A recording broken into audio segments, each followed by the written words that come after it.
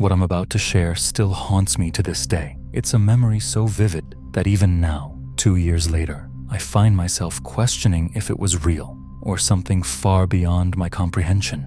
2 years ago, my dad and I went camping in a remote area of the country. We loved the solitude and the escape it offered, a chance to reconnect with nature and leave the noise of the world behind. The spot we picked was known for its beauty, but it also carried a strange history. It was old land, sacred to Native American tribes, with whispered stories of things that roamed the woods. The first night was picture perfect. Families sat around campfires, kids laughed, and the stars stretched endlessly above us. We cooked dinner, shared beers, and made small talk with other campers. The world felt safe, warm, and alive. But by the second day, everything changed. The staff told us we were the only ones left. No other campsites were booked. At first, we were excited. A private campground sounded like paradise. We spent the day hiking, fishing, and basking in the silence. By sunset, we returned to our empty campsite, laughing and a little buzzed. We had no idea what waited for us. As the last light of the sun bled into the horizon, the woods began to feel different,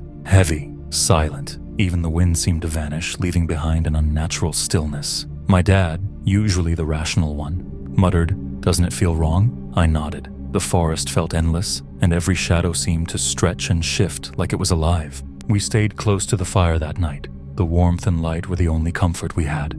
Around 9 p.m., it began.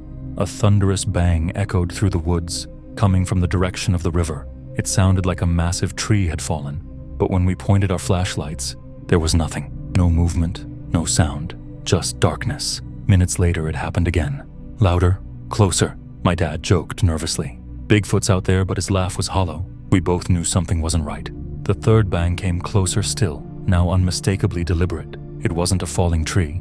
It was something moving, circling us. By the fourth bang, the air around us felt electric. It was so close that the ground trembled beneath us. Panic set in. We threw more wood on the fire, grabbed the only weapon we had, a small camping knife, and ducked into the tent. As we zipped it shut, the woods erupted with a low, vibrating hum.